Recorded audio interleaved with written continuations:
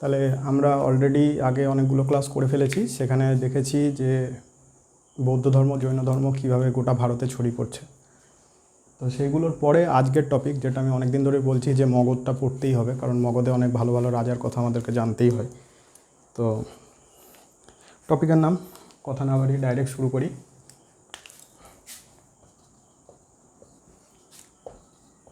মগধের উত্থান। অ্যাকচুয়ালি কী হয়েছিল আমাদের বৈদিক যুগের পরে, অর্থাৎ পরবর্তী বৈদিক যুগ যখন শেষ হয়ে যাচ্ছে, তারপরে কি হচ্ছে, তারপরে দেখছি যে ব্রাহ্মণদের সঙ্গে আমাদের মানে সাধারণ লোকের একটা মানসিক দ্বন্দ্বের সৃষ্টি হচ্ছে, যেখানে তারা চাইছে যে কঠিন স্পিরিচুয়াল অ্যাক্টিভিটিগুলোকে বাদ দিয়ে একটা সহজ সরল কোনো ধর্মকে তারা গ্রহণ করবে, যেটা সমাজের মানুষকে সহজে জীবনযাপন করতে সাহায্য করবে। তো সেইখানটায় দেখলাম যে দিকে দিকে অনেক ভালো ভালো প্রায় 63টা ধর্মের উদ্ভব হচ্ছে, যার মধ্যে আজীবক ধর্ম, বৌদ্ধ আর জৈন, এই তিনটে ধর্ম বেশি মাথাচাড়া দিয়ে উঠছে, যার মধ্যে জৈন ধর্মটা একটু কম, বৌদ্ধ ধর্মটা স্বাভাবিকভাবে অনেকটাই বেশি প্রভাবিত করেছিল ভারতকে বা ভারতের লোকজনকে। তো বৌদ্ধ ধর্ম এবং জৈন ধর্মটা গোটা ভারতে ছড়ানোর পেছনে যে মেন কারণ, সেটা হচ্ছে ওই টাইমের সমসাময়িক যে সমস্ত রাজাগুলো ছিল, সেই রাজাদের মধ্যে ম্যাক্সিমাম জন এক একটা ধর্মকে তার জীবনে স্থায়িত্ব দিচ্ছে, এবং তার যারা প্রজা তাদের মধ্যেও সেই ধর্মটা ছড়িয়ে যাবে। তো এইভাবে আস্তে আস্তে কী হচ্ছে, ধর্মগুলোর বিস্তার লাভ হবে। তো মগধের উত্থানটা আজকের টপিক। তো বৌদ্ধ ধর্ম জৈন ধর্ম অলরেডি আমরা আগের ভিডিওতে পড়ে নিয়েছি। যারা যারা নতুন দেখছো ভিডিওগুলো, তারা টপিক ওয়াইজ দেখো, হঠাৎ করে মাঝখান থেকে আমি বলবো শুরু করো না, বুঝতে সবই পারবে, তবুও মাঝখান থেকে শুরু না করাটাই বেটার। আগের ভিডিওগুলো দেখে নাও, তারপরে এই ভিডিওটাকে দেখো। আর অনেক কিছু বোর্ডে লেখা আছে, যেমন করে পড়াই, বোর্ড ফুল বোর্ড ভর্তি আছে, একটা একটা করে টপিক ওয়াইজ বুঝতে বুঝতে চলে যাব। আমি একটু সরে যাচ্ছি, তোমরা স্ক্রিনশটটা নিয়ে নাও, দিয়ে আমরা মগধের উত্থানটা শুরু করছি, ঠিক আছে? আশা করি তোমাদের স্ক্রিনশট নিতে কোনো প্রবলেম হচ্ছে না। দেখো স্ক্রিনশটটা নিয়ে নাও, তাহলে শুরু করব। তো মগধ কী ছিল? মগধ অ্যাকচুয়ালি জায়গাটা হচ্ছে গয়া পাটনা, যে মানে গয়ার পাটনা যে জায়গাটা, সেই জায়গাটা হচ্ছে মগধ। তো মানে অ্যাকচুয়ালি বিহার। তো বিহারের এই মগধ জায়গাটা ছিল কি, প্রচুর পরিমাণে খনিজ সম্পদে ভর্তি একটা জায়গা, অর্থাৎ সেইখানকার যারা রাজত্ব করছে, সেই সময় যে রাজত্ব করবে বা যে রাজা ছিল, তার কাছে অস্ত্রের কোনো অসুবিধা ছিল না। মানে প্রচুর পরিমাণে অস্ত্র তৈরি সে করতে পারছিল লোহার সহযোগিতায়। আর চারিদিকটা ছিল পাহাড় দিয়ে ঘেরা, রাজগৃহ পাহাড় দিয়ে ঘেরা অঞ্চল, যার জন্যে মগধ কী হচ্ছে, একটা শক্তিশালী কেন্দ্র হিসেবে অন্যান্য মহাজনপদের মধ্যে উঠে আসছে। পরবর্তীকালে দেখব আমাদের যে আরও অন্যান্য যে সমস্ত ষোড়শ মহাজনপদগুলো আছে, যেমন গোটা ভারতের মধ্যে যে সমস্ত 4টে মেন শক্তিশালী মহাজনপদ ছিল, তার মধ্যে মগধ দেখব সবাইকে গ্রাস করবে। তো গ্রাস করার পিছনে অনেক কারণ, যুদ্ধনীতিতেও হতে পারে, বৈবাহিক নীতিতেও হতে পারে।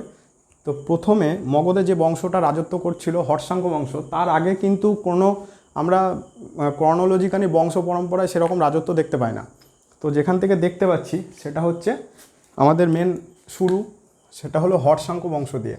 তো প্রথম প্রশ্ন এটা আসতে পারে যে মগধে যে সমস্ত বংশ রাজত্ব করেছে, সেই সমস্ত বংশের নাম কি? তাহলে 1 হর্ষাঙ্ক বংশ, 2 শিশুনাগ বংশ, 3 নন্দ বংশ, 4 মৌর্য বংশ, 5 সাতবাহন বংশ, 6 কুষাণ, এবং 7 সর্বশেষ গুপ্ত বংশ। এরপরে আরও ইতিহাস আছে, সেগুলো আলাদা জিনিস। তো মগধের পেছনে, মগধকে বেস করে গোটা ভারতবর্ষে যাদের রাজত্ব আমরা দেখে আসছি, কোন কোন বংশ?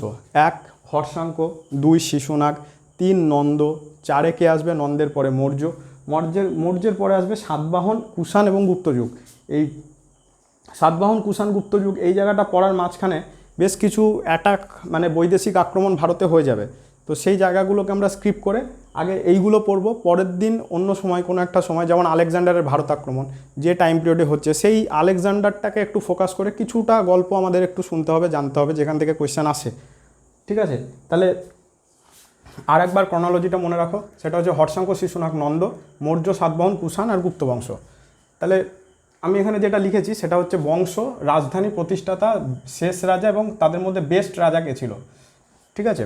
তো বেস্ট রাজা এক একটা ঐতিহাসিক এক এক রকম বলবে। যেমন ধরো হর্ষাঙ্ক বংশের বেস্ট রাজা আমি লিখেছি অজাতশত্রু, কিন্তু অ্যাকচুয়ালি মানে বিম্বিসারকেও বেস্ট রাজা বলা হয়। তো বিম্বিসার থাকুক অজাতশত্রু থাকুক সেটাতে কোনো ফ্যাক্টর না, বিম্বিসারের থেকে অজাতশত্রুর কাজ একটু বেশি ছিল, তবুও অজাতশত্রুর থেকে বিম্বিসারকে বেশি প্রায়োরিটি দেওয়া উচিত, কারণ আছে, সে কারণটা পরবর্তীকালে একটু পরেই বলছি। যেমন ধরো হর্ষাঙ্ক বংশের রাজধানী কোথায়, প্রথমে হচ্ছে রাজগৃহ, প্রতিষ্ঠাতাকে বিম্বিসার, শেষ রাজা নাগদশক। তাহলে হর্ষাঙ্ক বংশ যে চলছে, তাহলে হর্ষাঙ্ক বংশ কীভাবে চলছে, এইখানটায় হর্ষাঙ্ক বংশর আমি বংশ তালিকাটা লিখেছি। যেমন ভট্টীয় বলে একজন রাজা ছিল, তার ছেলে বিম্বিসার হর্ষাঙ্ক বংশের মেন প্রতিষ্ঠাতা, তার ছেলে অজাতশত্রু, তারপরে উদয়নী, তারপরে অনিরুদ্ধ বা মুন্ড, তারপরে নাগদশক।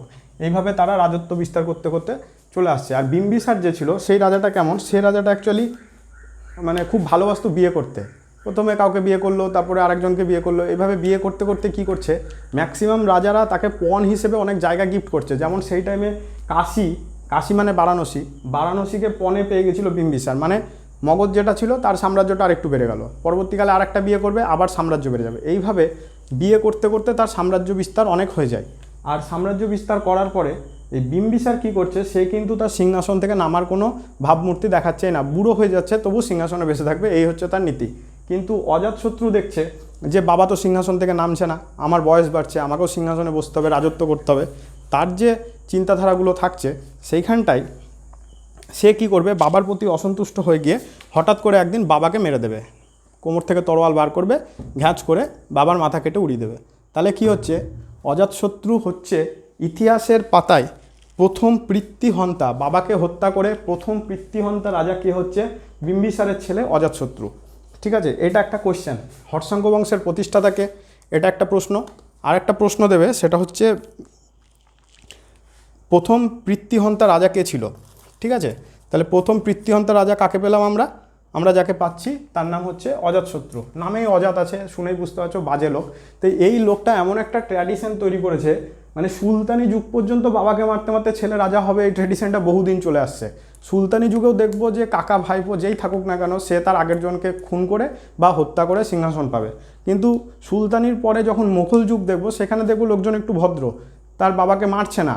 ঠিক আছে, দেখবো যে তাকে হয়তো জেলখানায় আটকে দেবে, এরকমও হয়েছে, কিন্তু বাবাকে মারার প্রশ্ন তাদের আসবে না, কারণ ম্যাক্সিমাম লোক কোনো না কোনো রোগে বা যুদ্ধক্ষেত্রে আলটিমেটলি মারা যাবে।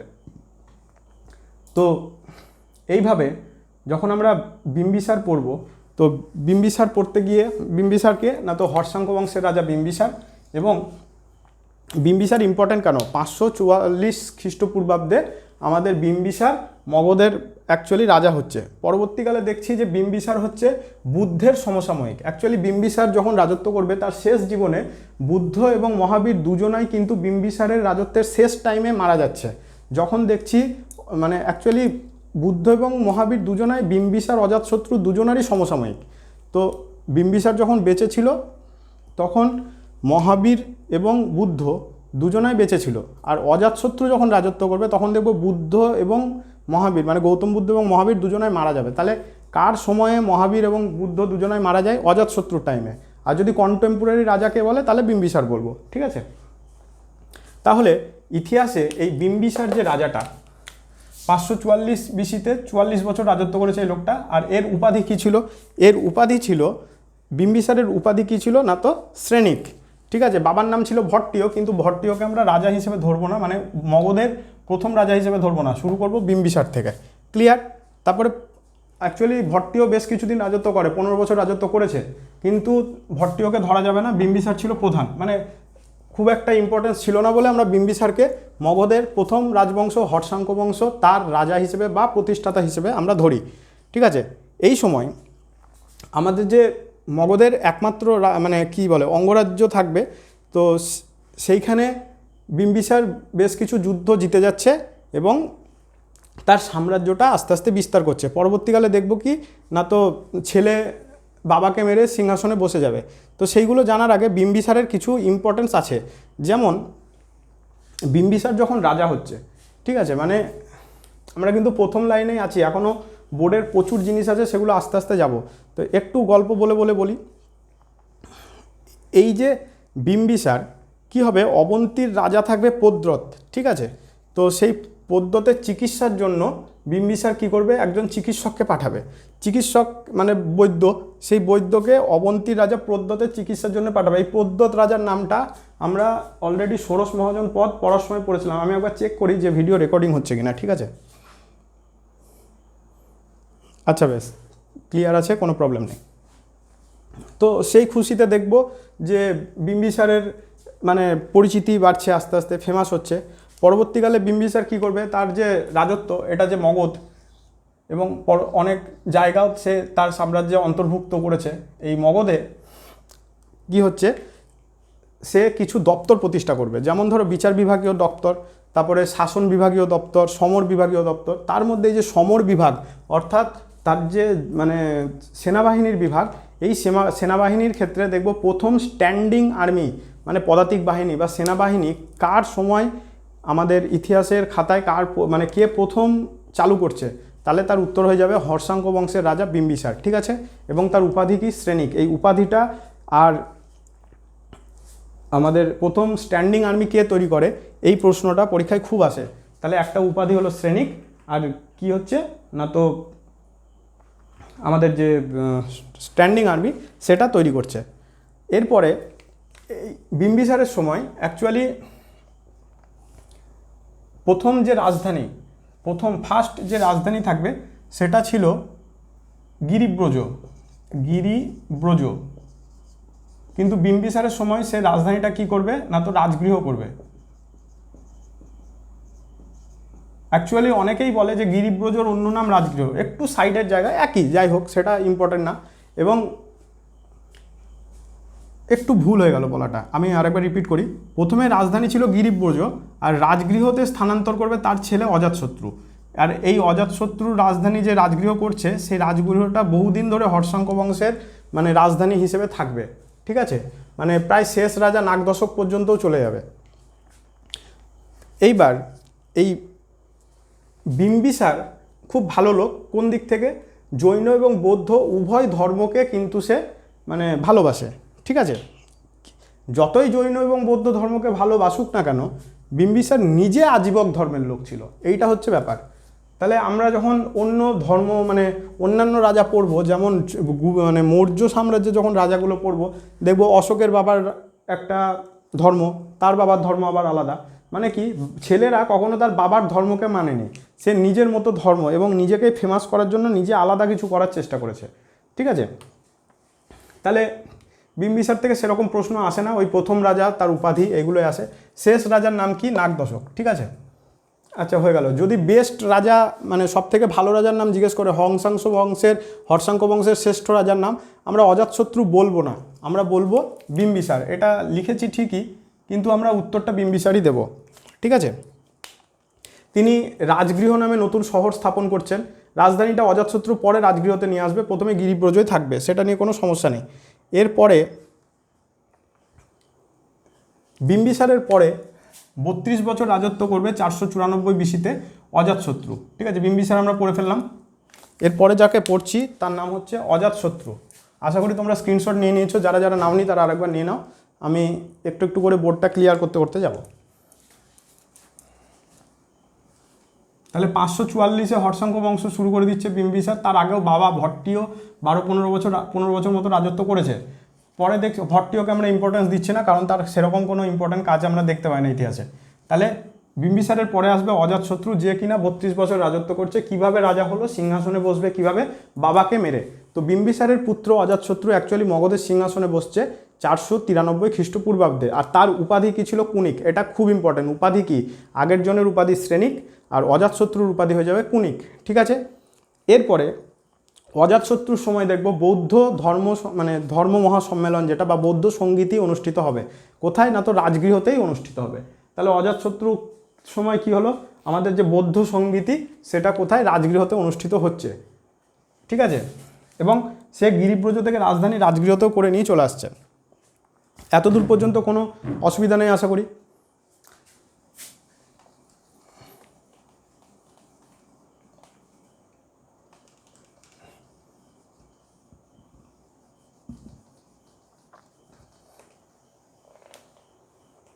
আমাদের হর্ষাঙ্ক বংশ শেষ হয়নি, আমি জাস্ট মুছছি, একটু বোর্ডটা দরকার আছে তাই। এরপরে আমরা যদি দেখি যে অজাতশত্রু অ্যাকচুয়ালি কে ছিল, তাহলে দেখব বিম্বিসারের দ্বিতীয় পত্নী লিচ্ছবি, তার যে মানে লিচ্ছবি রাজকন্যা চেলনার বলে একজন মহিলা ছিলেন, তার গর্ভজাত পুত্র হচ্ছে অজাতশত্রু, যেটা এখানে লেখা ছিল। আর অজাতশত্রু বিম্বিসারের ছেলে। ক্লিয়ার? এরপরে অজাতশত্রুকে কিন্তু তার বাবা প্রথমেই রাজত্ব দিয়ে দিচ্ছে না, কারণ বিম্বিসার কি বললাম, বুড়ো বয়স পর্যন্ত রাজত্ব করবে, যার উপরে ঝিল্লিকে অজাতশত্রু বাবাকে মেরে দেবে। ঠিক আছে, এই ঘটনাটা ঘটবে। তো অজাতশত্রু কিন্তু অলরেডি আগে একটুখানি রাজত্ব করছিল। কোথায় রাজত্ব করছিল না, তো অজাতশত্রুকে তার বাবা চম্পা বলে যে জায়গাটা ছিল, ষোড়শ মহাজনপদের একটা জায়গা, মানে একটা জায়গা রাজধানী চম্পা, সেই চম্পাতে সম্ভবত মধ্যপ্রদেশে, মেবি, আন্দাজে বলছি, খেয়াল নেই। তো চম্পা এরিয়ার রাজত্ব করেছিল কিন্তু আমাদের অজাতশত্রু। পরবর্তীকালে বাবাকে মেরে পুরো মগধের সাম্রাজ্যে বসে যাবে অজাতশত্রু। ঠিক আছে,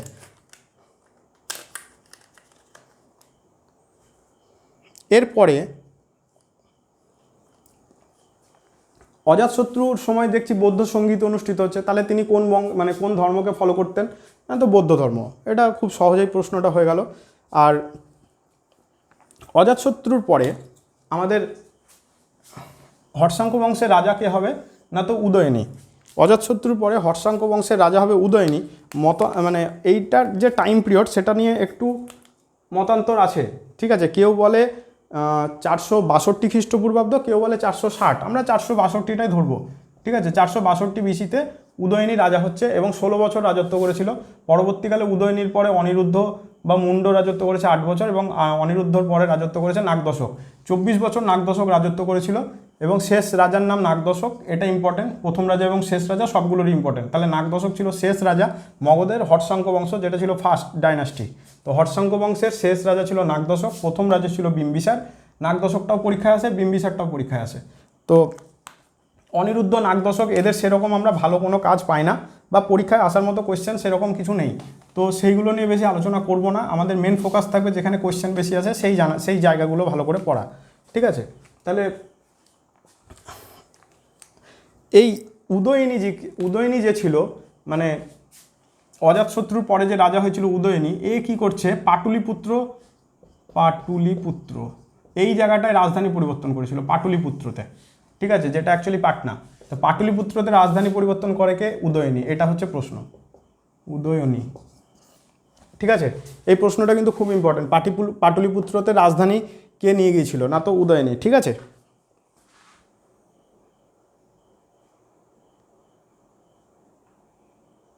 আর পাটলিপুত্র স্থানান্তর মানে রাজধানী তো করছেই, এবং তার সঙ্গে সঙ্গে পাটলিপুত্র শহরটাও প্রতিষ্ঠা করবে কে, যদি শহর প্রতিষ্ঠাতার নাম বলে তখন আমরা উদয়নীর উত্তর দেব। এরপরে উদয়নীর পরে দেখলাম অনিরুদ্ধ আসবে, তারপরে নাগদশক হচ্ছে আমাদের শেষ রাজা। তো সেইগুলো পরীক্ষার জন্য অত ইম্পর্টেন্ট কিছু নেই। এরপরে সরাসরি চলে আসবো শিশুনাগ বংশ। শিশুনাগ বংশের কোনো রাজার কোনো ইম্পর্টেন্স নাই, পরীক্ষায় শিশুনাগ বংশ থেকে সেরকম প্রশ্ন আসে না। যে প্রশ্নটা দিতে পারে সেটা হচ্ছে শিশুনাগদের রাজধানী কোথায় ছিল, বৈশালী। শিশুনাগ ছিল 2 নম্বর বংশ মগধের, মানে মগধের রাজত্ব করা 2 নম্বর বংশের নাম শিশুনাগ, যার রাজধানী বৈশালী। প্রথম রাজা কে ছিল, শিশুনাগ। শ্রেষ্ঠ রাজাও ছিল শিশুনাগ, আর শেষ রাজা ছিল মহানন্দিন। ঠিক আছে, দেখো এইটা হচ্ছে আমাদের শিশুনাগ বংশ। প্রথম রাজা শিশুনাগ, দ্বিতীয় রাজা হচ্ছে কালাশক, তারপরে তার ছেলে হয়েছিল নন্দীবর্ধন, আর শেষে হয়েছিল আমাদের এই নন্দীবর্ধনকেই আমরা মহানন্দিন বলি, যে ছিল শেষ রাজা। আর নন্দীবর্মনকে মেরে মহাপদ্মনন্দ, যে কিনা নন্দবংশে স্থাপন করবে। তাহলে শিশুনাগ বংশের ইম্পর্টেন্স কিচ্ছু নেই, যেগুলো আছে সেগুলো আমি একটু একটু করে বলি। যেমন ধরো 430 খ্রিস্টপূর্বাব্দে হর্ষাঙ্ক বংশের শেষ রাজা নাগদশককে হত্যা করে তার সভাসদেরই একজন লোক, কি নাম না, তো শিশুনাগ, সে মগধের সিংহাসনে বসছে এবং শিশুনাগ বংশের প্রতিষ্ঠা করছে। তাহলে শিশুনাগ বংশের প্রতিষ্ঠা কে করবে, শিশুনাগ বংশের প্রতিষ্ঠাতা শিশুনাগ নামে, নিজেই, তার নামও শিশুনাগ, না নিজের নামে রাজত্ব তৈরি। পরবর্তীকালে সিংহাসনে বসে প্রথমে রাজধানী স্থানান্তর করবে। প্রথমে রাজধানীটা ওই পাটলিপুত্রে থাকবে, সেখান থেকে আবার গিরিব্রজে নিয়ে যাবে, গিরিব্রজ থেকে পরবর্তীকালে আবার দেখব বৈশালীতে নিয়ে যাবে। তার জন্য এইখানে রাজধানীটা বৈশালী লিখেছি। তাহলে শিশুনাগ বংশের রাজধানী কোথায় ছিল, বৈশালী। হয়ে গেছে। এরপরে শিশুনাগের পরে আসবে, শিশুনাগের মৃত্যুর পরে অ্যাকচুয়ালি তার ছেলে কালাশক কাকবর্ণ বা কাকবর্ণিল যাকে বলা হয়, কালাশক কী করছে, কালাশক আমাদের সিংহাসনে বসছে। পরবর্তীকালে পাটলিপুত্রে সে আবার বৈশালী থেকে রাজধানী নিয়ে চলে যাবে।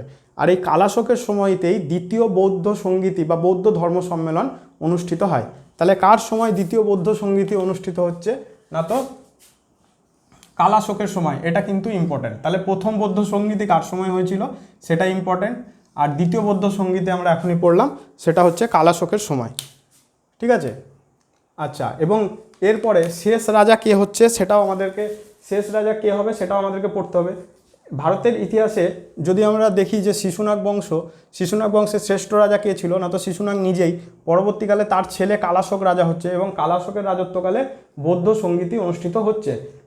এরপরে কালাশোকের পরে দেখব তার পুত্র নন্দীবর্ধন, বা যাকে আমরা মহানন্দিন বলি, তাকে হত্যা করে মহাপদ্মনন্দ আমাদের নন্দ বংশের প্রতিষ্ঠা করবে, ঠিক আছে। নন্দ বংশের প্রতিষ্ঠা, তার মানে এইখানে শিশুনাগ বংশের আর সেরকম কিছু নেই, ইম্পর্টেন্স তেমন কিছু থাকছে না, প্রতিষ্ঠা হয়ে যাবে নন্দ বংশের। এই যে 3 নম্বর বংশটা নন্দ, এইটা আমরা পড়ব। তো নন্দ বংশ পড়ার আগেও যদি আরও কিছু বলতে যায় তাহলে দেখব যে বাণভট্টের যে হর্ষচরিত আছে, তাছাড়া গ্রিকের একটা রাইটার আছে যার নাম হচ্ছে কুইন্টার্স, তার লেখা থেকে আমরা মানে এই মহানন্দিনকে মেরে কিভাবে মহাপদ্মনন্দ সে কিভাবে রাজা হচ্ছে সেই সমস্ত গল্পগুলো কিন্তু আমরা পেয়ে যাই, ঠিক আছে। তাহলে নন্দবংশের প্রতিষ্ঠাতাকে, নন্দবংশের প্রতিষ্ঠাতা হচ্ছে মহাপদ্মনন্দ।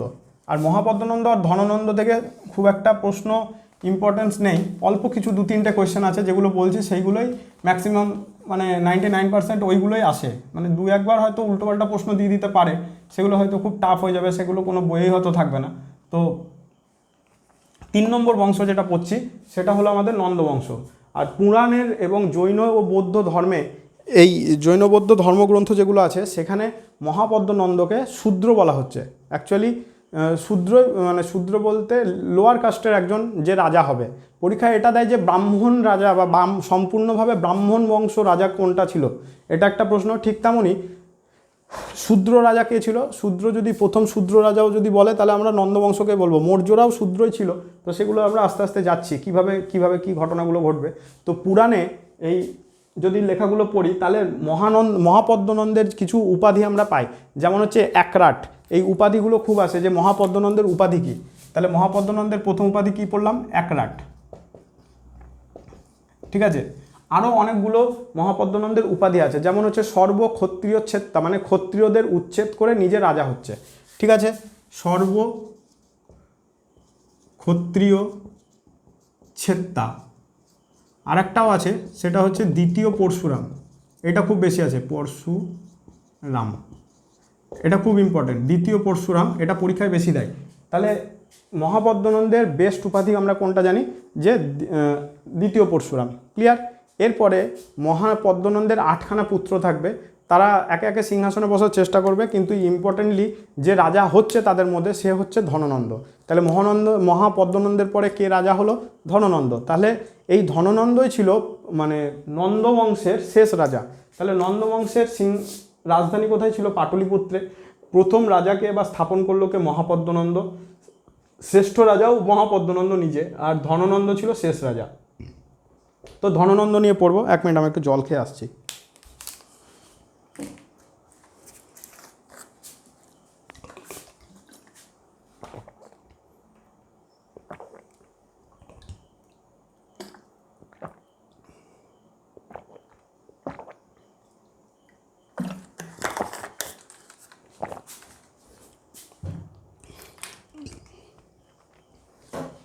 ঠিক আছে, একরাট, সর্বক্ষত্রিয় ছেত্তা আর দ্বিতীয় পরশুরাম, এগুলো পেয়ে গেলাম মহাপদ্মনন্দের উপাধি। এরপরে মহাপদ্মনন্দের ছেলে কে রাজা হবে, না তো ধননন্দ।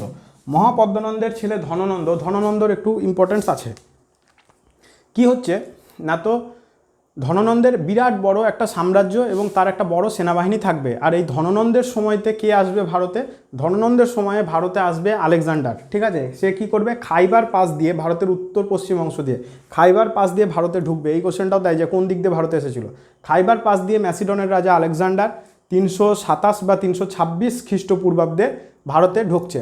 এবং ঘটনাক্রমে কি হচ্ছে, এরা কিন্তু খাইবার পাস দিয়ে ঢুকে ওই যে কাবুল, কান্দাহার এই সমস্ত অঞ্চল জয় করে রাজা অম্ভির সমস্ত রাজত্ব নিয়ে নেবে। পরবর্তীকালে দেখব যে পুরুর সঙ্গে যুদ্ধ হবে, ঠিক আছে। পুরুর সঙ্গে যুদ্ধের পরে তার সেনাবাহিনীর অবস্থা খুব খারাপ হবে এবং তারা মগধে আক্রমণ করবে কি করবে না এরকম একটা দোনামোনায় থাকছে। আলটিমেটলি মগধের উপর আক্রমণ করতে আলেকজান্ডারের সৈন্যর সাহসী হবে না। এবং এই সময় মানে অ্যাকচুয়ালি ঘটনা কি হচ্ছে, ধননন্দের রাজসভায় একজন লোক থাকছে, এইটাও ইম্পর্ট্যান্ট। এইখানটা একটু স্টোরি আছে, সেটা হচ্ছে মানে মনে রাখার জন্য এরকমভাবে তোমরা মনে রাখতে পারো যে ধননন্দের রাজসভায় ছিল কৌটিল্য, ঠিক আছে। কৌটিল্য 3টে নাম, কন বানেগা করোড়পতি, মানে হচ্ছে কৌটিল্যের একটা নাম হচ্ছে বিষ্ণুগুপ্ত, একটা হচ্ছে চাণক্য, আর কে ফর কৌটিল্য, ঠিক আছে। তাহলে চাণক্য, বিষ্ণুগুপ্ত, কৌটিল্য কার নাম? সবগুলোই কৌটিল্যের নাম। কৌটিল্য কি অ্যাকচুয়ালি জিনিস, কৌটিল্য ছিল পলিটিশিয়ান।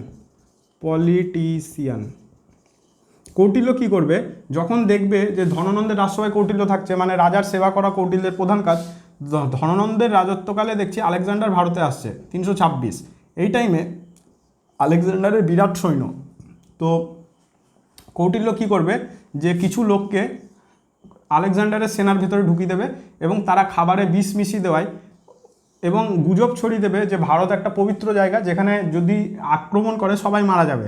তো কি হবে, কৌটিল্যের বুদ্ধি বলে সেই আলেকজান্ডারের সৈন্যতে যখন গুপ্তচররা প্রবেশ করবে এবং খাবারে বিষ মেশাবে, তখন প্রচুর লোকজন মরতে থাকবে এবং সবাই ভয় পেয়ে যাবে, ভাববে যে ভারতের মতো জায়গায় তাহলে কি আমরা আক্রমণ করব। তার মানে কি, ওই গ্রিকের লোকজন মানে গ্রিকের সৈন্যরা ভয়ে কিন্তু আর আক্রমণটা করছে না, যেটা সম্পূর্ণটা ছিল কৌটিল্যের চালাকি। এবং পরবর্তীকালে আলেকজান্ডার 19 মাস ভারতে থাকার পরে যখন ব্যাবিলনের রাস্তায় ফিরে যাবে, তখন ম্যালেরিয়া রোগে আলেকজান্ডার মারা যায়। তো আলেকজান্ডারের ভারত আক্রমণ একটা আলাদা টপিক, আমরা সেটা আলাদাভাবেই পড়বো, সেটাকে আর এর মধ্যে ঢোকাচ্ছি না, ঠিক আছে। তাহলে জানলাম কি না, তো কৌটিল্যর কথা। তো কৌটিল্যকে ধননন্দ কোনো কারণে, যে কোনো কারণেই হোক, কারণটা দরকার না, আলটিমেটলি কৌটিল্যকে ভরা রাজসভায় অপমান করে ধননন্দ তাড়িয়ে দেয়, ঠিক আছে। এবং ধননন্দ তাড়িয়ে দেওয়ার ফলে কৌটিল্য রেগে যায়। কৌটিল্য ভাবে যে ঠিক আছে, তুমি আমাকে তাড়িয়ে দিলে আমিও তোমাকে দেখে নেবো, এরকম একটা ব্যাপার, ঠিক আছে। তো কৌটিল্যের সহযোগিতায় পরবর্তীকালে ধননন্দকে হারিয়ে চন্দ্রগুপ্ত মৌর্য নতুন একটা বংশের সূচনা করবে, যার নাম মৌর্য বংশ, ঠিক আছে। কি বললাম, ধননন্দের রাজসভা থেকে প্রতারিত কৌটিল্যের সহযোগিতায় চন্দ্রগুপ্ত মৌর্য ধননন্দকে হারিয়ে নতুন বংশের সূচনা করবে, যার নাম মৌর্য বংশ। অর্থাৎ মৌর্য বংশের ফার্স্ট রাজার নাম কি, চন্দ্রগুপ্ত মৌর্য, ঠিক আছে। এতদূর পর্যন্ত আশা করি তোমাদের ক্লিয়ার। এই পর্যন্ত তোমাদের কোনো রকম প্রবলেম হওয়ার কোনো কথা নেই। তাহলে কৌটিল্যই সেই লোক, মানে কৌটিল্য ছিল সেই কূটনীতিবিদ বা ব্রাহ্মণ, যে ধননন্দকে পরাজিত করার জন্যে বা আমাদের যে মগধের সিংহাসন, সেইখানে মগধের সিংহাসনে বসতে কাকে সহযোগিতা করছে না, তো মৌর্য বংশের রাজা, প্রথম রাজা চন্দ্রগুপ্ত মৌর্যকে। এইবার কৌটিল্যের একটা বই আছে, কৌটিল্যের বইয়ের নাম কি, কৌটিল্যের বই বলতে বুকস, বউ ভেবো না। তো কৌটিল্যের বইয়ের নাম হচ্ছে অর্থশাস্ত্র। অর্থশাস্ত্রতে আমরা অনেক কিছু জানতে পারি, যেমন সমস্ত রকম পলিটিক্যাল ঘটনাগুলো সেই সময় কেমন ছিল না ছিল, বা কি কি রাজনীতি করতে গেলে কোন কোন উপায় ইউজ করা উচিত, সেই ধরনের কথাবার্তা কৌটিল্যের বই অর্থশাস্ত্রে লেখা আছে, ঠিক আছে। পুরাণের মতে মৌর্য সাম্রাজ্যের প্রতিষ্ঠাতা চন্দ্রগুপ্ত মৌর্যের মাতা কে ছিল, তোমার মুরা। অ্যাকচুয়ালি অনেকে বলে যে মুরা নাকি ছিল ধননন্দের রাজসভার কোনো একটা নর্তকী, বা ওইখানকার ওই রাজ্যের কোনো একটা খুব সুন্দরী একজন মহিলা, যাকে ধননন্দের ভালো লাগতো। কিন্তু ধননন্দ অ্যাকচুয়ালি সেই মুরাকে বা ওই সুন্দরী মহিলাকে তার রাজত্ব থেকে তাড়িয়ে দেয়। পরবর্তীকালে তারই ছেলে চন্দ্রগুপ্ত মৌর্য প্রতিশোধ নিয়ে নিজের রাজত্ব তৈরি করছে। তো গল্পটা ইম্পর্ট্যান্ট না যে কে কী ছিল না ছিল, মানে তার মায়ের নাম কি মুরা, এটুকু জানলেই হবে। মুরা নর্তকী ছিল নাকি রাজসভা থেকে তাড়িয়ে দেয়, রাজত্ব থেকে বার করে দেয়, সেগুলো খুব একটা আমাদের দরকার নেই, মানে শোনার জন্যই ঠিক আছে, বা মনে রাখার জন্য জাস্ট বুঝে নাও আর কি, ঠিক আছে। এইবার আমাদের নন্দবংশের একজন পুরাণের মতে যেটা, সেটা হচ্ছে নন্দবংশীয় শূদ্র পত্নী ছিল আমাদের মুরা, এবং মুরার ছেলের নাম হচ্ছে চন্দ্রগুপ্ত মৌর্য।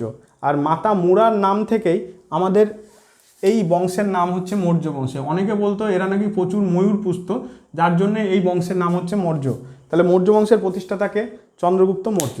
আর সিংহাসনে বসেই চন্দ্রগুপ্ত মৌর্য প্রথমেই যেটা করবে সেটা হচ্ছে উত্তর পশ্চিম ভারতে যে গ্রিকরা আক্রমণ করেছিল তাদেরকে প্রতিহত করার চেষ্টা করবে। ক্লিয়ার? তাহলে উত্তর পশ্চিম ভারতে যখন গ্রিকরা ভারত আক্রমণ করার চেষ্টা করবে, সেটা তো আমাদের চন্দ্রগুপ্ত মৌর্য জানবেই, তার জন্য তাদেরকে সরানোর জন্য চন্দ্রগুপ্ত মৌর্য তাদের উপরে আক্রমণ করবে। এই সময় চন্দ্রগুপ্ত যে গ্রিকদের উপর আক্রমণ করবে, সেখানে আলেকজান্ডার অলরেডি মারা যায় এবং আলেকজান্ডারের সেনাপতি থাকবে সেলুকাস। সেই সেলুকাস পুরো গ্রিকদেরকে কন্ট্রোল করছিল, অর্থাৎ সেলুকাস ছিল রাজা। এরকম সময়তে চন্দ্রগুপ্ত মৌর্য যখন সেলুকাসের পুরো দলকে হারিয়ে দিচ্ছে, তখন সেলুকাস সন্ধি করবে এবং নিজের বোনের, অনেকে বলে কন্যা, মানে কেউ কেউ এক একজন এক এক রকম বলছে, যে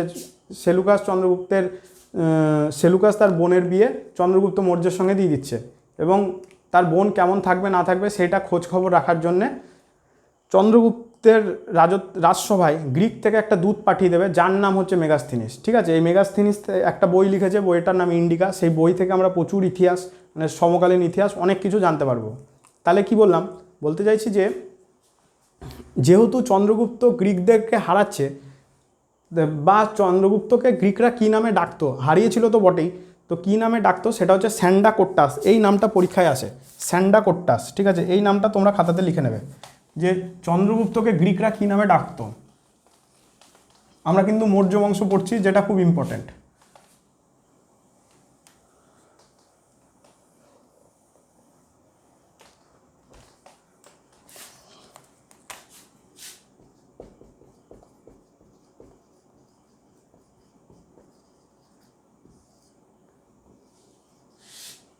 তাহলে গ্রিকরা চন্দ্রগুপ্ত মৌর্যকে কী নামে ডাকতো? না তো স্যান্ডাকোট্টাস নামে ডাকতো। এতদূর পর্যন্ত আশা করি ক্লিয়ার। এরপরে দেখছি কি না, তো পরবর্তীকালে আলেকজান্ডারের সেনাপতি বা ব্যাবিলনের রাজা সেলুকাস উত্তর পশ্চিম দিক থেকে ভারতকে আবার আক্রমণ করার চেষ্টা করবে, কিন্তু তার সঙ্গে চন্দ্রগুপ্ত মৌর্যের একটা যুদ্ধ লেগে যাবে 300 খ্রিস্টপূর্বাব্দে। সেই যুদ্ধে সেলুকাস হেরে যাচ্ছে। হেরে যাওয়ার জন্য সেলুকাস সন্ধি করবে। সেলুকাস সন্ধি করছে এবং তার যে কন্যা, তার কন্যার নাম ছিল হেলেন। তো হেলেনের সঙ্গে আলটিমেটলি চন্দ্রগুপ্তের বিবাহ হয়ে যাচ্ছে। তো যেহেতু নিজে রাজা হেরে যাচ্ছে আর তার মেয়েকে বিয়ে দিচ্ছে, তো সেলুকাসের মনে একটু কেমন একটা দ্বন্দ্ব থাকবে যে রাজার কাছে তো তার মেয়ে থাকছে, তাকে যদি অত্যাচার করে বা কিছু করে, তার জন্য কি করবে, মেগাস্থিনিস নামক একজন গ্রিক দূতকে তিনি চন্দ্রগুপ্ত মৌর্যের রাজসভায় পাঠিয়ে দিচ্ছে, যে কি করবে না তো খবরাখবর দেবে। কিন্তু খবরাখবর দেওয়ার থেকে বেশি মেগাস্থিনিস যেটা করেছিল, দেখেছিল যে ওখানকার গ্রিকের সুন্দরী মেয়ে ভালোই আছে, চলো আমি একটা বই লিখে ফেলি। কি বই? না তো বইটার নাম লিখেছিল আমাদের মেগাস্থিনিসের বইয়ের নাম ইন্ডিকা। ঠিক আছে? যেখানে সমকালীন সম্পূর্ণ ভারতের ইতিহাসের পুরো ব্যাখ্যা বিশালভাবে, মানে দারুণ করে দেওয়া আছে, মেগাস্থিনিসের ইন্ডিকা থেকে আমরা পাই। চন্দ্রগুপ্ত মৌর্য কী করছে না তো গুজরাটে জুনাগড়ে একটা সুদর্শন লেক নির্মাণ করছে। এই প্রশ্ন পরীক্ষায় দেয়। সুদর্শন লেকের প্রথম খনন কার্য কে করে? সুদর্শন লেক, সুদর্শন হ্রদ, সুদর্শন হ্রদের প্রথম খনন কার্য কে করবে? না তো চন্দ্রগুপ্ত মৌর্য। ঠিক আছে? এছাড়া সেলুকাসের সঙ্গে যে তার, মানে সেলুকাসের মেয়ের সঙ্গে যে এর বিয়ে হবে, সেই সময় কি করছে, গ্রিক কালচার বা গ্রিক সংস্কৃতি আমাদের ভারতে প্রথম ঢুকছে। এইভাবে যে ওখানকার মেয়ের সঙ্গে বিয়ে দেওয়ার পরে আমাদের ভারতে গ্রিক কালচারটা ঢুকে যাচ্ছে। পরবর্তীকালে চন্দ্রগুপ্তের সময় কি করছে, বিভিন্ন কাঠের তৈরি রাজপ্রাসাদ তৈরি হবে। তাছাড়া গ্রিকের অনেক এফেক্ট আমাদের ভারতের ইতিহাসে আস্তে আস্তে পড়বে। তো ওইগুলো তো ঠিকই আছে। এবার শেষের দিকে চন্দ্রগুপ্ত মৌর্য অ্যাকচুয়ালি জৈন ধর্মের প্রতি আকৃষ্ট হয়ে যাবে, জৈন ধর্মের প্রতি আকৃষ্ট হবে। এই জৈন ধর্মের প্রতি আকৃষ্ট হয়েছে চন্দ্রগুপ্ত মৌর্য। তো কার সহযোগিতায় চন্দ্রগুপ্ত মৌর্য জৈন ধর্মের প্রতি আকৃষ্ট হলো, এটা আমরা আগের দিন পড়েছিলাম। আমরা দেখেছিলাম জৈন ধর্মের দুটো ভাগ থাকবে, একটা হচ্ছে শ্বেতাম্বর, একটা হচ্ছে দিগাম্বর। শ্বেতাম্বররা শ্বেত বস্ত্র পরিধান করে উত্তর ভারতে যেত, আর দিগাম্বররা একটু কঠোর মনোভাবাপন্ন, যাদের ধর্মটা একটু কঠিনভাবে তারা পালন করছে। এবং সেখানে থাকবে ভদ্রবাহু। এই ভদ্রবাহুর কাছে গল্প শুনে অনুপ্রাণিত হচ্ছে কে, না তো আমাদের চন্দ্রগুপ্ত মৌর্য। এবং পরবর্তীকালে তার দেখানো পথ ধরে সে জৈন ধর্ম নেবে এবং কর্ণাটক বা মহীশূরে গোমতেশ্বর মন্দিরের পাশে যে শ্রাবণ বেলাগোলা বলে জায়গা আছে, সেই শ্রাবণ বেলাগোলাতে পরপর 23 দিন অনশন করে স্বেচ্ছা মৃত্যু ধারণ করছে এবং চন্দ্রগুপ্ত মৌর্য মারা যাচ্ছে। মৌর্য সাম্রাজ্যের প্রথম রাজা চন্দ্রগুপ্ত মৌর্য, যিনি জৈন ধর্মের আকৃষ্ট হয়ে 23 দিন অনশন করে শেষ জীবনে দেহত্যাগ করে দিচ্ছেন। তো এই যে এত কিছু ঘটনা, আমি যে তোমাদেরকে ইতিহাস বলে দিচ্ছি, গল্প বলে দিচ্ছি, এই এত গল্প আমরা জানছি কোথা থেকে? তো অনেক বই আছে, যে সমস্ত বই পড়লে আমরা এই ঘটনাগুলো ক্রমোলজিক্যালি বিভিন্ন বই থেকে পড়ে পড়ে আমরা জানতে পারছি। যেমন ধরো কোন বই, মেগাস্থিনিসের ইন্ডিকা বই থেকে আমরা জানতে পারি, বিশাখ দত্তের মুদ্রা রাক্ষস থেকে জানতে পারি। এছাড়া বৌদ্ধ ধর্মের একটা বই আছে দিব্যবদান বলে একটা বই, সেই দিব্যবদান থেকে জানতে পারি। এছাড়া জাস্টিন, এরিয়ান, স্ট্র্যাবো, প্লিনির রচনা থেকে চন্দ্রগুপ্ত মৌর্যের শাসন ব্যবস্থা সম্পর্কে আমরা অনেক কিছু জানি। এরপরে চন্দ্রগুপ্ত মৌর্য যখন মারা যাচ্ছে, তার আগে সে যখন আলটিমেটলি রাজত্ব ছেড়ে দিয়ে জৈন ধর্ম নিয়ে দক্ষিণ ভারতে চলে যাবে, তো তার আগে সে তার ছেলেকে সিংহাসনের দায়িত্ব দিচ্ছে এবং তার ছেলে সিংহাসনে বসছে কিভাবে না, তো বিন্দুসার হচ্ছে তার নাম, যিনি সিংহাসনে মৌর্য সাম্রাজ্যের দ্বিতীয় রাজা হিসেবে সিংহাসনে বসছেন। বিন্দুসারের প্রথম যেটা উপাধি সেটা হচ্ছে শত্রু হননকারী, যার অর্থ অমিত্রাঘাত। তাহলে বিন্দুসারের উপাধির নাম কি? বিন্দুসারের উপাধি হচ্ছে অমিত্রাঘাত, এটা পরীক্ষায় আসে। অমিত্রাঘাত, অমিত্রাঘাত কার উপাধি না, তো বিন্দুসারের উপাধি অমিত্রাঘাত। তোমরা খাতায় এটা লিখে নিও।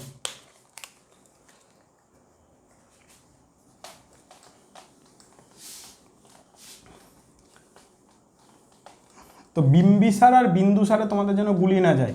অশোকের বাবা ছিল বিন্দু, এটুকু মনে রাখবে, ঠিক আছে? অশোক বিরাট, তার বাবা বিন্দু।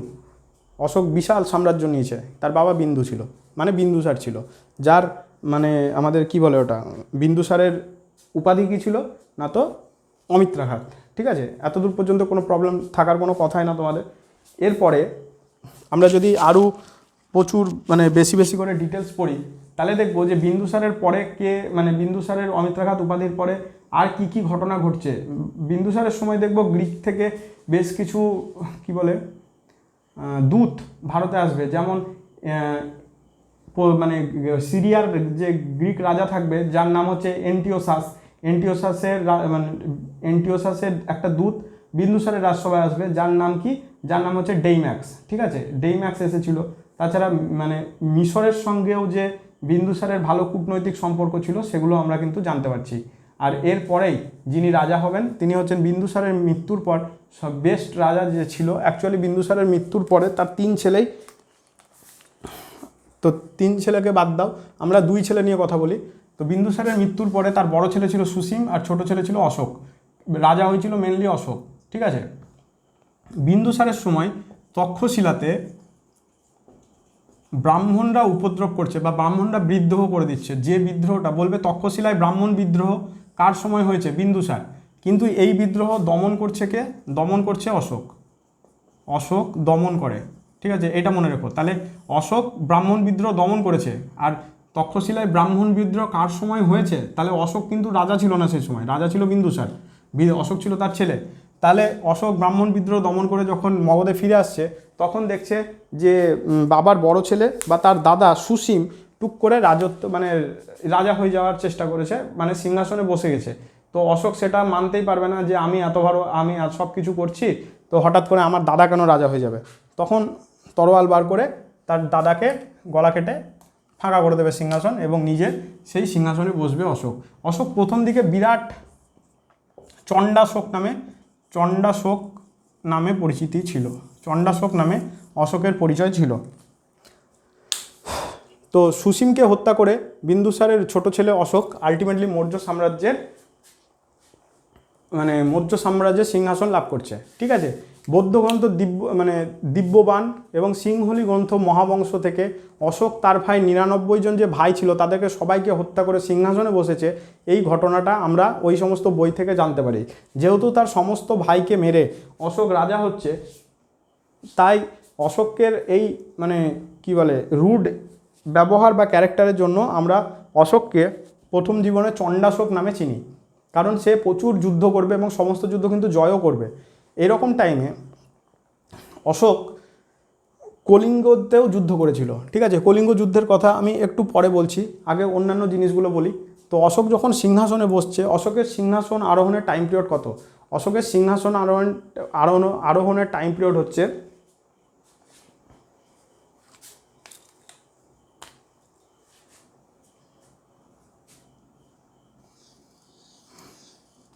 273 BC-তে অশোক সিংহাসনে বসেন এবং তার রাজ্য অভিষেক হয় 269 BC-তে। মানে 269 BC-তে রাজ্য অভিষেক মানে হচ্ছে করোনেশন। ঠিক আছে। আর সিংহাসন আরোহণ হয়েছিল 373 বিসিতে। প্রথম দিকে অশোক যেমন তক্ষশিলার বিদ্রোহ দমন করেছিল, সেই টাইমে অশোক অ্যাকচুয়ালি কী ছিল না, তো উজ্জয়িনীর গভর্নর ছিল, উজ্জয়ন বলে যে জায়গাটা, উজ্জয়নের গভর্নর। ঠিক আছে, তাহলে পরীক্ষায় এইটা আসে যে অশোকের করোনেশন বা সিংহাসন রাজ্য অভিষেক কবে হয়? 269 বিসিতে অশোকের রাজ্য অভিষেক হয়েছে। এই জিনিসটা তোমরা একটু মনে রাখো। তো আমি এখন যেটা করব সেটা হচ্ছে অশোককে আর বলছি না, আমি অশোকের পরেরগুলো মৌর্য বংশের শেষ রাজা ডাইরেক্টলি বলছি বৃহদ্রথ, এবং বৃহদ্রথের পরে কোন কোন ঘটনা ঘটেছে সেইগুলো বলছি। অশোককে আমি চেষ্টা করছি যে আলাদা ভিডিওতে অশোক সম্পর্কে পুরোপুরি ডিটেলসে বলার, কারণ অশোকের সম্বন্ধে অনেক জিনিস আছে। তো আমি অশোকটা ছেড়ে এখন একটু অন্যটা বলে দিই, তারপরে অশোকের যাবতীয় যত রকম কোয়েশ্চেন অশোক থেকে হতে পারে চেষ্টা করব সমস্ত রকম কোয়েশ্চেনগুলো অশোক থেকে কভার করার। ঠিক আছে, তাহলে আমরা দেখলাম প্রথমে ছিল হর্ষাঙ্ক বংশ, তারপরে যারা রাজা হচ্ছে তারা কারা? শিশুনাগ বংশ। তারপরে যারা রাজা হচ্ছে তারা কারা? নন্দ বংশ। নন্দ বংশের পরে আসছে মৌর্য বংশ। তো মৌর্য বংশের পরে দেখব সাতবাহন, সাতবাহনের পরে কুষাণ, কুষাণের পরে গুপ্ত।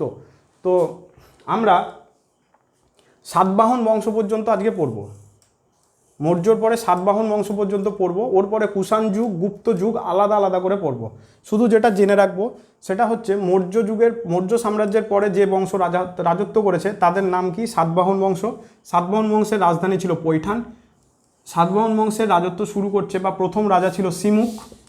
ঠিক আছে, সাতবাহন বংশের শ্রেষ্ঠ রাজা কে ছিল? গৌতমীপুত্র সাতকর্ণী। এবং শেষ রাজা ছিল পুলময়ী।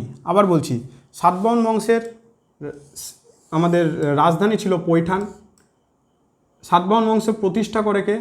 শ্রীমুখ বা সিমুখ, দন্তে শয়সী ময়সুখ।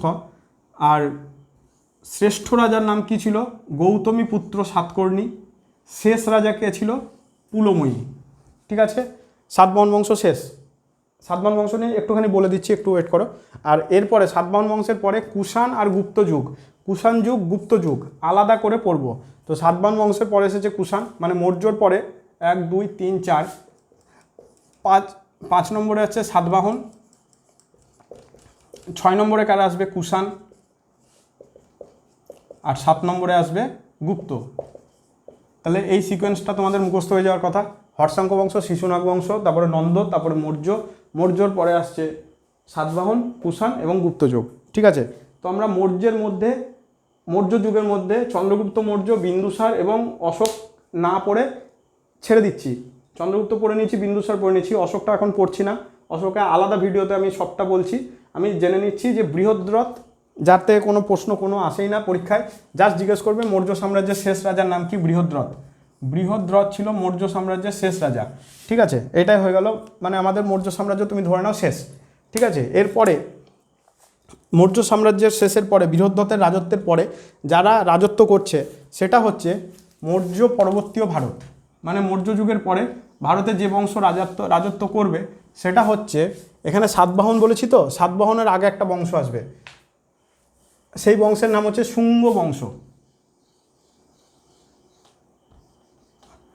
মৌর্যের মানে মৌর্য সাম্রাজ্যের পরে বৃহদ্রথের সেনাপতি, ব্রাহ্মণ সেনাপতি বৃহদ্রথকে মারছে, যার নাম হচ্ছে শুঙ্গ। মানে শুঙ্গ মানে কে? পুষ্যমিত্র শুঙ্গ। এরা ছিল ব্রাহ্মণ বংশ। তাহলে বলবে ইতিহাসে সম্পূর্ণভাবে ব্রাহ্মণ বংশ কী ছিল? তাহলে উত্তর হলো পুষ্যমিত্র শুঙ্গ রাজা, মানে পুষ্যমিত্র শুঙ্গ ছিল রাজা, আর বংশের নাম ছিল শুঙ্গ বংশ। ঠিক আছে, তাহলে শুঙ্গ বংশ যেটা ছিল সম্পূর্ণভাবে ব্রাহ্মণ বংশ, এটা কিন্তু পরীক্ষায় দেয়। নিম্নলিখিতর মধ্যে কোনটি ছিল ব্রাহ্মণ বংশ? সেটা হচ্ছে কি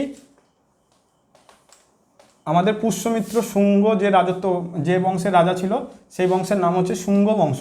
ঠিক আছে, বৃহদ্রথ মানে মৌর্য সাম্রাজ্যের রাজা বৃহদ্রথকে হত্যা করে পুষ্যমিত্র শুঙ্গ, ব্রাহ্মণ সেনাপতি পুষ্যমিত্র শুঙ্গ নিজেকে তার রাজসভায় বসায়। এই সময় পতঞ্জলি মহাভাষ্য লিখেছেন। এছাড়া মালবিকা অগ্নিমিত্রম লেখা হয়েছিল, মানে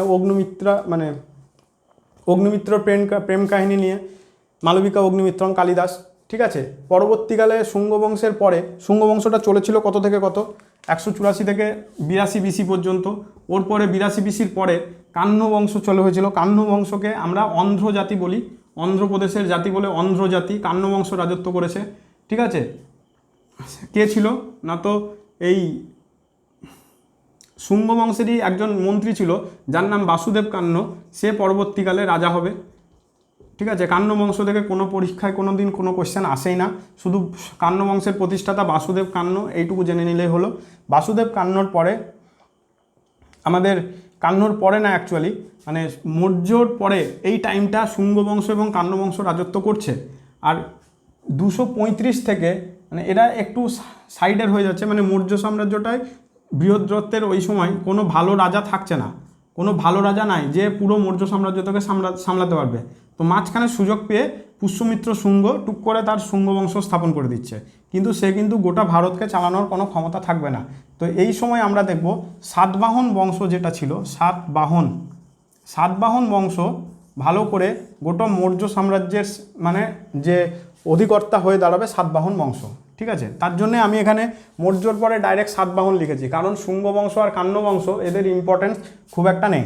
তো সাতবাহন বংশ 235 বিসিতে কে প্রতিষ্ঠা করছে না তো সিমুক, এবং এদের রাজধানী কোথায় ছিল, পেটালি বা পৈঠান। তাহলে সাতবাহন বংশের মানে রাজধানী কোথায় ছিল না তো পৈঠান। ঠিক আছে, এই সময় সাতবাহন বংশের রাজা সিমুকের পরে যদি কোনো ভালো রাজার নাম হয় সেটা হচ্ছে প্রথম সাতকর্ণী। প্রথম সাতকর্ণীর উপাধি কী ছিল, প্রথম সাতকর্ণীর উপাধি ছিল দক্ষিণা পথপতি বা অপ্রতিহত চক্র। ঠিক আছে, অপ্রতিহত চক্র এবং দক্ষিণা পথপতি কার উপাধি? কোশ্চেন অ্যান্সার নিয়ে বলছি, কিন্তু আমি কিন্তু গল্প বলছি না, ডাইরেক্ট কোশ্চেন অ্যান্সার বলছি। তাহলে সাতবাহন বংশ প্রতিষ্ঠা করছে 235 বিসিতে সিমুক। রাজা সিমুকের রাজধানী কোথায়? পৈঠান। দক্ষিণা পথপতি কার উপাধি? প্রথম সাতকর্ণীর। ঠিক আছে, এই প্রথম সাতকর্ণীর আর একটা উপাধি ছিল, সেটা হচ্ছে অপ্রতিহত চক্র। প্রথম সাতকর্ণীর সঙ্গে আমরা নয়নিকার কথা পড়ে থাকি, আর এই সময় যদি আমরা ওই নয়নিকার বইটই বা আমাদের লিপিগুলো পড়ি, তাহলে দেখব যে 2 বার অশ্বমেধ যজ্ঞ কে করছে? 2 বার অশ্বমেধ যজ্ঞ করেছিল সাতবাহন বংশের রাজা প্রথম সাতকর্ণী। সাতবাহন বংশের রাজা প্রথম সাতকর্ণীকে 2 বার অশ্বমেধ যজ্ঞের কথা আমরা ইতিহাসে পড়ি। অশ্বমেধ যজ্ঞ হয়ে গেল, এরপরে প্রথম সাতকর্ণীর পরে যে আসবে তার নাম হচ্ছে গৌতমীপুত্র সাতকর্ণী। গৌতমীপুত্র সাতকর্ণী ছিল সবথেকে ভালো রাজা, বেস্ট রাজা। আমাদের সাউথ ইন্ডিয়ার সিনেমাও আছে গৌতমীপুত্র সাতকর্ণীর ওপরে। ঠিক আছে, তো গৌতমীপুত্র সাতকর্ণীকে আমরা বলি বিন্ধ্য অধিপতি, মানে বিন্ধ্য পর্বত জিতেছিলেন কে না তো গৌতমীপুত্র সাতকর্ণী, যাকে আমরা শক, যবন, পল্লব, নিদূষণ বলে থাকি। শক, যবন, পল্লব এগুলো হচ্ছে সব বৈদেশিক জাতি বা উপজাতি যারা ভারতে আক্রমণ করেছে, এবং প্রত্যেকটা জাতিকে হারিয়েছিল কে না তো আমাদের গৌতমীপুত্র সাতকর্ণী, যার জন্যে শক, যবন, পল্লব, নিদূষণ আমরা বলে থাকি। এছাড়া বিন্ধ্য অধিপতি বা বিন্ধ্যাপতি কার উপাধি ছিল? উপাধি ছিল গৌতমীপুত্র সাতকর্ণীর। ঠিক আছে, পরবর্তীকালে গৌতমীপুত্র সাতকর্ণীর পরে শেষ শক্তিশালী রাজা ছিল যজ্ঞশ্রী সাতকর্ণী। এবং সেইখানে দেখছি মানে ওর পরে সেরকম ইম্পর্টেন্স আমাদের কি মানে সাতবাহন বংশের 2-1টা জিনিস আছে। যেমন ধরো সাতকর্ণীর দ্বিতীয় সাতকর্ণী বা গৌতমীপুত্র সাতকর্ণীর সময় সবথেকে বেশি দিন রাজত্ব করছে কে? মানে গৌতমীপুত্র সাতকর্ণী ইতিহাসে সবথেকে বেশি রাজত্ব করেছে 56 বছর। 56 বছর রাজত্ব, এই লোকটা প্রচুর দিন সবথেকে বেশি রাজত্ব করছে। এরপরে যদি দেখি মুঘল যুগের ঔরঙ্গজেব, তারপরে দেখবো আকবর, এরাও কিন্তু প্রায় 49 বছর করে রাজত্ব করেছে। ঠিক আছে, তাহলে সবথেকে বেশি রাজত্ব করবে কিন্তু আমাদের গৌতমীপুত্র সাতকর্ণী। ইতিহাসে সবথেকে বেশি দিন রাজা হয়েছিল গৌতমীপুত্র সাতকর্ণী। তো এরপরে সাতকর্ণীর সময়ে দেখব গাথা সপ্তশতী এই একটা বই, যে বইটার কথা আমরা পরীক্ষায় পাবো, যে গাথা সপ্তশতী বইটি কে লিখেছে? তাহলে বইটা লিখেছে হাল বা ইংরেজিতে HAL, হালা। গাথা সপ্তশতী বইটা কে লিখেছে? তাহলে হয়ে যাবে হালা। ঠিক আছে, এছাড়া বৃহৎ কথা বলে একটা বইয়ের কথা জানতে পারি। তাছাড়া সাতকর্ণীর সময়ে মুদ্রা চালু হয়েছিল, সেই মুদ্রাটা সীসা দিয়ে তৈরি মুদ্রা, যে মুদ্রাটার নাম হচ্ছে পটিন মুদ্রা বা পটিন কারেন্সি। ঠিক আছে, পটিন কারেন্সি কার সময় তৈরি হচ্ছে? সাতকর্ণীর সময়, মানে গৌতমীপুত্র সাতকর্ণীর সময় সীসা দিয়ে তৈরি একটা মুদ্রার নাম হলো পটিন মুদ্রা।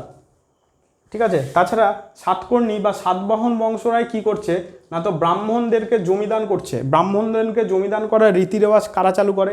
সাতবাহন বংশের রাজারা চালু করেছিল। এই সময় শূদ্রকের লেখা মিচ্ছকটিকম বইটাও আমরা পেয়ে থাকবো। আর ব্রাহ্মণদের জমিদান ছাড়া কি দেখছি যে এক ধরনের কয়েন চালু করছে, ঠিক আছে, বাইল্যাঙ্গুয়াল কয়েন, যার দুই দিকে, একদিকে প্রাকৃত ভাষায় রাজার নাম আর অন্যদিকে তামিল, তেলেগু কিংবা সংস্কৃত ভাষাতে ওই রাজার নাম লেখা থাকে। মানে এমন এক ধরনের কয়েন এই সাতবাহন বংশের রাজা সাতকর্ণীর সময় চালু হয়ে যাবে, বা সাতবাহন বংশে চালু হয়েছিল, এটা আমরা বলতে পারি। শূদ্রকের মিচ্ছকটিকম এই যুগের মানে আমাদের সমসাময়িক টাইমে লেখা হয়েছে। মিচ্ছকটিকম কার লেখা? শূদ্রকের লেখা, পরীক্ষায় আসে। এরপরে যে বংশটা আসবে সেই বংশের নাম হচ্ছে চেদি বংশ। আর চেদি বংশের যে রাজা হয়েছিল, প্রথম রাজা, তার নাম কি? চেদি বংশের প্রথম রাজার নাম হচ্ছে মহামেঘবাহন, ঠিক আছে, মহামেঘবাহন। তাহলে সাতবাহন বংশের পরে আমরা চেদি বংশের কথা পড়ি, এবং চেদি বংশের রাজার নাম কি আমি উপরে লিখে দিচ্ছি, হয়তো নিচের দিকে লেখা আছে, তোমরা নাও দেখতে পারো। মহামেঘবাহন কোন বংশ? চেদি বংশ, ঠিক আছে। চেদি বংশের রাজার নাম কি? মহামেঘবাহন। এই সময় মহামেঘবাহনের পরে তৃতীয় রাজা হয়েছিল, থার্ড রাজা হয়েছিল খারবেল। আমরা ওই জৈন ধর্ম পড়ার সময় শেষের দিকে খারবেলের নামটা পড়েছি। যেমন ধরো উদয়গিরি, খণ্ডগিরি, বলছিলাম যে উড়িষ্যায় যদি কেউ ঘুরতে যাও তাহলে দেখবে ওই উদয়গিরি, খণ্ডগিরি, পাহাড়, গুহা কেটে অনেক ছোট ছোট খোপ, তাছাড়া স্তম্ভলিপি, অনেক কিছু দেখা যায়। তো ওই খারবেল ছিল জৈন অনুরাগী বা জৈন ধর্মপ্রেমী বা জৈন ধর্মের অনুগামী ছিল খারবেল। রাজা, তৃতীয় রাজা ছিল খারবেল, ঠিক আছে। এবং খারবেলের দুটো উপাধি ছিল, উপাধিগুলোর নাম কি? একটা হচ্ছে কলিঙ্গ চক্রবর্ত, কলিঙ্গ চক্রবর্ত, কলিঙ্গ মানে উড়িষ্যার কথা হচ্ছে, চক্রবর্ত। আর একটা উপাধি ছিল খারবেলের, তার নাম হচ্ছে কলিঙ্গ অধিপতি। কলিঙ্গ চক্রবর্ত, আর একটা হচ্ছে কলিঙ্গ অধিপতি, ঠিক আছে। আর শেষ রাজার নাম অ্যাকচুয়ালি এই তৃতীয়, মানে শেষ রাজার নামও ছিল তৃতীয় খারবেল, থার্ড খারবেলই ছিল শেষ রাজা। এই চেদি বংশ আমাদের ওইখানেই শেষ হয়ে যাবে। এছাড়া আর সেরকম ইম্পর্টেন্স কিছু মানে আমাদের সাতবাহন বংশে আর কিছু নাই। কুষাণ যুগের পরবর্তীকালে দেবো মৌর্য যুগের পরে সাতবাহনের পরে কুষাণ আর আমাদের গুপ্ত বংশ আসবে। তো কুষাণ বংশ এবং গুপ্ত বংশ আমরা পুরোপুরি আলাদাভাবে পড়বো, যেটা টপিকটা আলাদা করে পড়লে বেটার হবে, কারণ কুষাণ যুগে হেভি অনেক জিনিস আছে, যেমন কনিষ্কের রাজত্বকাল, অনেক কিছু, মানে কুষাণ যুগ আর গুপ্ত যুগ আলাদা আলাদা ক্লাস বা আলাদা আলাদা ভিডিওতে আমি দেবো। আর এখন যেটা করব সেটা হচ্ছে অশোকটাকে আলাদা করে পড়বো, ঠিক আছে। মানে এই ভিডিওটা আমি এখানেই শেষ করছি, এবং পরবর্তী ভিডিও মানে এটার পরের ভিডিওটা অশোকের হিসেবে, মানে রাজা অশোকের ডিটেলস হিসেবে পড়বো, ঠিক আছে। তো আপাতত এইটুকুই থাকলো, চলো টাটা, আমরা অশোকটাকে শুরু করি।